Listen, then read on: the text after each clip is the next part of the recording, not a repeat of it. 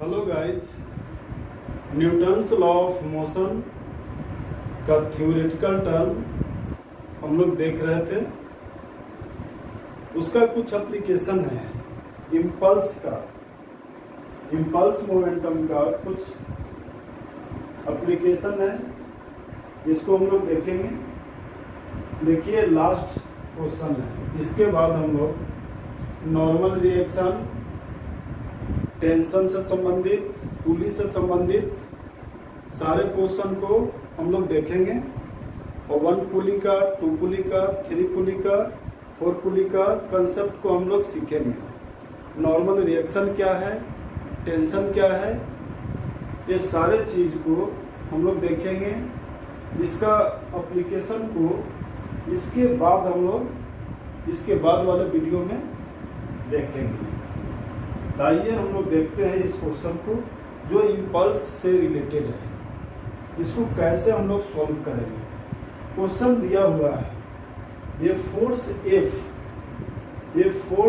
F equal to 2t + 4। ये force F equal to 2t, एक t दिया हुआ है, ये जो है t, 2t + 4 newton acts on the object. इस ऑब्जेक्ट पर, इस ब्लॉक पर एक्ट हो रहा है। ये फोर्स कितना एक्ट हो रहा है? 2t + 4 newton acts on an object along x direction at t = 0। Time initial में 0 है, ब्लॉक इज इन रेस्ट। जब टाइम 0 था तो ब्लॉक रुका हुआ है। Find the velocity of block at t = 2 second if mass of the object is 2 kg। यदि ये ब्लॉक का मास या ऑब्जेक्ट का मास 2 kg दिया हुआ है, एक्स एक्सिस में फोर्स लग रहा है, फोर्स का वैल्यू आपको दे दिया है। ये फोर्स का वैल्यू क्या है? 2t + 4। जब ये शुरू में देखा गया तो ये रेस्ट में था। जब टाइम 0 था तो ये रेस्ट में था। जब इस पर हम लोग फोर्स लगाए 2t + 4 न्यूटन, तो ये कुछ मोशन में आ गया और यहाँ पर इसका वेलोसिटी हम लोग को निकालना है। कितने सेकंड बाद निकालना है? 2 सेकंड बाद निकालना है। 2 सेकंड बाद इसका वेलोसिटी क्या होगा? इसको हम लोग इंटीग्रेशन से, हम लोग कैलकुलस में इंटीग्रेशन, डेफिनेट इंटीग्रेशन चैप्टर जो हम लोग देखे थे, ये इस पर हम लोग वीडियो बना चुके हैं। यदि ये समझ में नहीं आए तो मेरा इंटीग्रेशन चैप्टर का definite integration, differentiation integration, definite integration, ये सारे चीज को आप मेरे YouTube चैनल पर जाकर देखिए। आपको क्लियरली समझ में आएगा डिफरेंशिएशन क्या है, इंटीग्रेशन क्या है, डेफिनेट इंटीग्रेशन क्या है, और उसके पूरे फॉर्मूले को आप वहां से सीख सकते हैं। तो उस पर बहुत सारा एग्जाम्पल भी मैं बताया हूँ। तो इसको हम लोग देखते हैं, कैसे देखेंगे, कैसे सोल्व करेंगे। तो इम्पल्स इक्वल टू हम लोग फॉर्मूला जानते हैं, I = F × t होता है। फोर्स एंड टाइम का मल्टीप्लाई होता है। यानी I = हम लोग बोलेंगे F × t, ऐसा बोलेंगे F × t। अब देखते हैं I = हम लोग कैसे लिखेंगे। इसको इंटीग्रेशन फॉर्म में लिखेंगे क्योंकि ये वैरी करेगा। शुरू में रुका हुआ था, जब हम लोग F = 2t + 4 फोर्स लगाए हैं तो धीरे धीरे इसका स्पीड बढ़ा है। वो 2 सेकंड में इसका वेलोसिटी क्या हो गया है ये निकालना है। तो इसके लिए हम लोग इंटीग्रेशन में जाएंगे। कैसे देखेंगे? दोनों हम लोग क्या करते हैं, इसका इंटीग्रेशन करें। इसको हम लोग लोअर लिमिट बोलते थे और इसको अपर लिमिट बोलते थे। इंटीग्रेशन, डेफिनेट इंटीग्रेशन का वीडियो मेरा देखिएगा, उसमें क्लियरली बताया हुआ है। इसको हम लोग लोअर लिमिट बोलते हैं और ऊपर में जो लिखा रहता है उसको अपर लिमिट बोला जाता है। इसको कैसे लिखते हैं उसको पहले हम लोग देखेंगे। लोअर लिमिट यानी शुरू में जो टाइम दिया हुआ है वो कितना है, तो शुरू में आपको टाइम दिया हुआ है 0। टाइम क्या दिया हुआ है 0, जब ब्लॉक रेस्ट में था, यानी कि ये 0 हो गया। और कितने सेकंड बाद पूछ रहा है वेलोसिटी, कितने सेकंड बाद पूछ रहा है 2 सेकंड बाद, यानी अपर लिमिट क्या हो जाएगा 2 second. Upper limit 2 second, lower limit 0 और अपर लिमिट 2 सेकंड। इसका वैल्यू हम लोग रखेंगे, यानी I इक्वल टू, ये लोअर लिमिट हो गया, अपर लिमिट 2, और फोर्स का वैल्यू हम लोग जानते हैं क्या है, दिया हुआ 2t + 4 dt। ये क्या हम लोग बोलेंगे, टाइम को t dt बोलेंगे। या टाइम, अच्छा एक छोटा टाइम है यहाँ पर, इसलिए हम लोग टाइम को यहाँ पर क्या बोलेंगे dt ही बोलेंगे, यानी टाइम हो जाएगा यहाँ dt। छोटा सा टाइम को एज्यूम किए हैं, उसके अनुसार हम लोग निकाल रहे हैं। अब इसको इंटीग्रेशन करेंगे, यानी I इक्वल टू, इसको इंटीग्रेशन करते हैं तो xn का एक फॉर्मूला था इंटीग्रेशन में, xn equal to n + 1 divided by n + 1, ऐसा रहता था। इसमें क्या रहता था, xn इक्वल टू n पर पावर क्या रहता था, xn equal to n, x रहता था x n + 1 divided by n + 1, ये आपका फॉर्मूला। xn का फॉर्मूला इंटीग्रेशन में क्या रहता था, x पर पावर n + 1, और सेम वैल्यू नीचे आता था, ये सेम वैल्यू नीचे आता है। इंटीग्रेशन का वीडियो जाकर देखिए, उसमें सारे फॉर्मूले को बढ़िया से समझाया हुआ है, आपको कोई भी प्रॉब्लम नहीं होगा। ये सारे क्वेश्चन को आप आसानी से सोल्व कर सकते हैं, कुछ भी प्रॉब्लम नहीं आने का है, पूरी तरह से कंसेप्ट क्लियर किया हुआ है। अब इसको हम लोग सोल्व करेंगे। देखिए इस पर पावर कितना दिया हुआ है, O1 है, नहीं कुछ है, यानी पावर O1 है, यानी इसका इंटीग्रेशन हम लोग करते हैं तो कैसे करेंगे, देखिए 2 तो कांस्टेंट टर्म में बाहर निकालेंगे, t पर पावर 1 + 1 डिवाइडेड बाई 1 + 1, यानी स्क्वायर हो जाएगा बाई 2 हो जाएगा। मैं पार्ट बाई पार्ट तोड़ करके इसको कर देता हूँ, प्लस एक कांस्टेंट टर्म है, कांस्टेंट टर्म को हम लोग क्या करते हैं, डायरेक्ट t लगाते थे, 4t हो जाएगा। लोअर लिमिट 0, अपर लिमिट 2, यानी I इक्वल टू, ये 2 तो होगा ही, t² बाई 2 + 4t, 0 से 2 सेकेंड तक वैरी करेगा, 0 सेकेंड से 2 सेकेंड तक। इस 2 को 2 से कैंसिल कर देंगे, 2 को क्या करेंगे 2 से कैंसिल करेंगे, यानी हम लोग का वैल्यू आ गया I equal to t² + 4t, limit हो गया 0 से 2 सेकेंड। इसमें जगह नहीं है, इसलिए मैं इस फॉर्मूला को मिटा देता हूँ। आप लोग को अगर नोट करना है तो नोट कर लीजिए।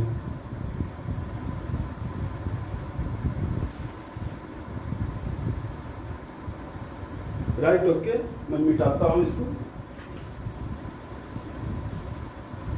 अब देखिए इसको क्या करेंगे, I इक्वल टू, यानी impulse equal to, I equal to, इसका अब हम लोग वैल्यू रखेंगे। इसमें हम लोग क्या जानते थे कि t के जगह हम लोग एक बार 2 रखेंगे, अपर लिमिट, और माइनस लोअर लिमिट होता है, यानी अलग अलग भी कर सकते हैं और एक साथ भी कर सकते हैं। हम ऐसा करते हैं कि इसको अलग अलग वैल्यू को रखते हैं, तो t² है, इसको अलग अलग ही कर देता हूँ जिससे कि आपको क्लियरली समझ में आए। इसका t का lower limit 0, upper limit 2 plus 4 constant term है, 4 को बाहर निकालेंगे, 8t हो गया 0 से 2 सेकेंड। इसको सोल्व करेंगे। देखिए t के जगह फर्स्ट में अपर लिमिट माइनस t के जगह लोअर लिमिट रखते हैं, यानी I इक्वल टू 2, t के जगह 2 रखेंगे, 2 का स्क्वायर माइनस t के जगह एक बार 0 रखेंगे, 0 का स्क्वायर। उसके बाद इसका काम हो गया खत्म। अब इसका हम लोग करेंगे नेक्स्ट। इसमें 4 तो कांस्टेंट टर्म है, t के जगह एक बार 2 रखेंगे और माइनस t के जगह एक बार 0 रखेंगे। इसको सोल्व करेंगे तो ये 2 इंटू 2 क्या हो जाएगा 4 माइनस 0 प्लस ये क्या होगा 4 इंटू 2 8 माइनस 4 इंटू 0 0, यानी I इक्वल टू 4 प्लस 8, यानी I इक्वल टू कितना आ गया ये 12 आ गया। आपको क्या आ गया ये 12 न्यूटन सेकेंड आ जाएगा। ये क्या आ जाएगा 12 न्यूटन सेकेंड। ये क्या आ गया इम्पल्स 8 प्लस 4 12 हो जाएगा 12 Newton second. Newton second unit कैसे हो गया, तो इम्पल्स इक्वल टू होता है फोर्स इनटू टाइम। तो फोर्स का क्या हो गया न्यूटन और टाइम का क्या हो गया सेकेंड यूनिट। अब इसका अगर डायमेंशन लिखना चाहते हैं तो न्यूटन्स का हम लोग को मालूम है और सेकेंड को ऐसा करते हैं, इसका डायमेंशन लिखते हैं डायमेंशन।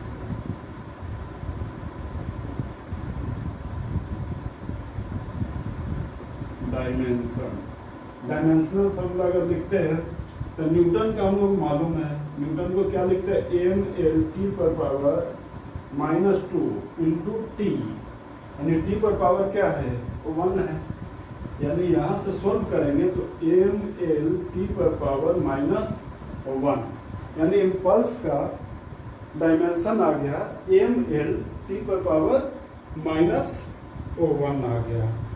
ये वैल्यू हम लोग निकाल चुके हैं। इम्पल्स का भी वैल्यू निकला है, हम लोग का अभी फाइनल वैल्यू नहीं निकला है। फाइनल वैल्यू क्या निकालना है, यहाँ वेलोसिटी निकालना है। अभी तो वेलोसिटी हम लोग नहीं निकाले हैं, हम लोग क्या निकाले हैं इम्पल्स, यानी इम्पल्सिव फोर्स जो लगेगा इतना लगेगा। अब इसको हम लोग मिटाते हैं, इसको नोट करना है तो कर लीजिए।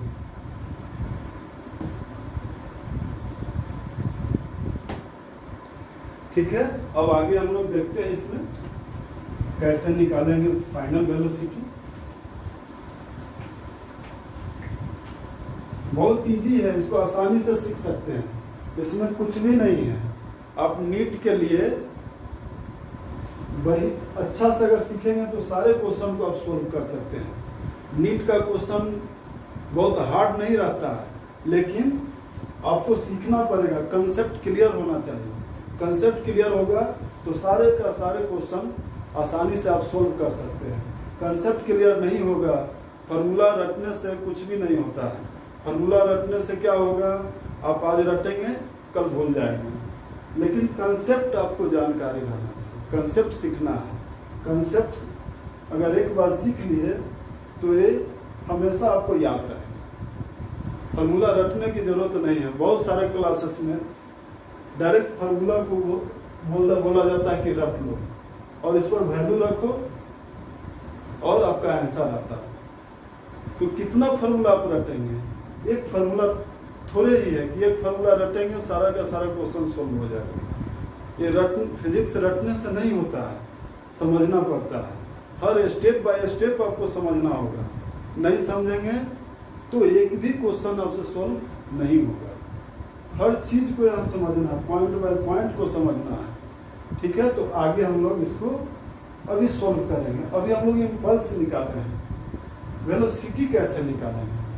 तो इम्पल्स इक्वल टू फार्मूला हम लोग जानते हैं, I equal to P final minus P initial. चलिए इसका लिखेंगे I equal to P final यानी M D mass into final velocity और mass into initial velocity u. Direct हम लोग अब वैल्यू रखेंगे क्योंकि फॉर्मूला हम लोग सारे चीज निकाल लिए, वैल्यू भी निकाल लिए। इम्पल्स का वैल्यू हम लोग को आ चुका था, कितना आया था 12 न्यूटन सेकेंड। फिर 12 रखेंगे। मास आपको दिया है 2 kg।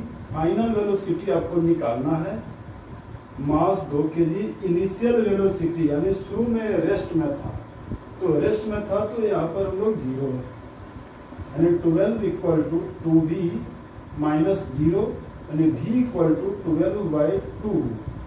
इसको कैंसिल करेंगे 6 आ जाएगा, यानी v इक्वल टू आपका आ गया वैल्यू 6 मीटर प्रति सेकेंड।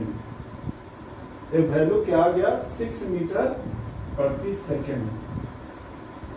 यानी यहाँ पर फाइनल वेलोसिटी आपका जो आएगा वो 6 मीटर प्रति सेकेंड आएगा।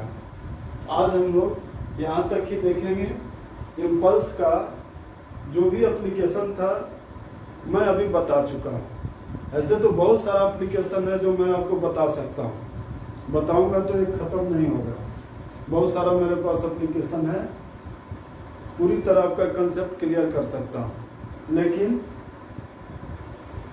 बहुत बड़ा वीडियो बनाने से नेट का प्रॉब्लम रहता है, अब अपलोड होने में प्रॉब्लम होगा। इसलिए छोटे छोटे वीडियो के माध्यम से आपको सारे का सारे क्वेश्चन को मैं बताऊंगा।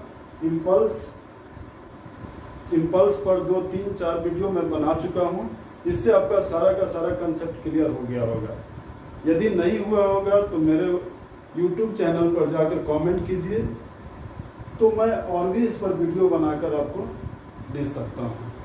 ऐसे इसमें कुछ भी प्रॉब्लम नहीं है, जो भी था, जो भी टाइप था, मैं सारे टाइप को बता चुका हूं। इसमें ऐसे और बहुत सारे टाइप हैं, ये बताऊंगा तो ये जल्दी खत्म नहीं होगा, बहुत है। लेकिन आज हम लोग यहाँ तक ही देखते हैं।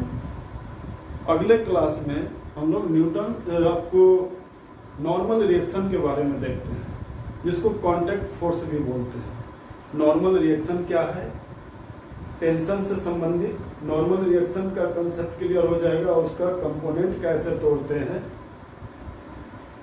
हॉरिजॉन्टल प्लेन पर यदि कोई ब्लॉक को रखते हैं तो नॉर्मल रिएक्शन को कैसे दिखाते हैं।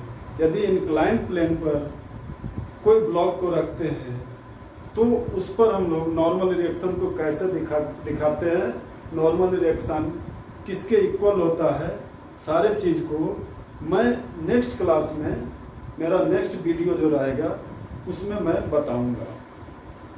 ठीक है, तो आज यहाँ तक। Thank you.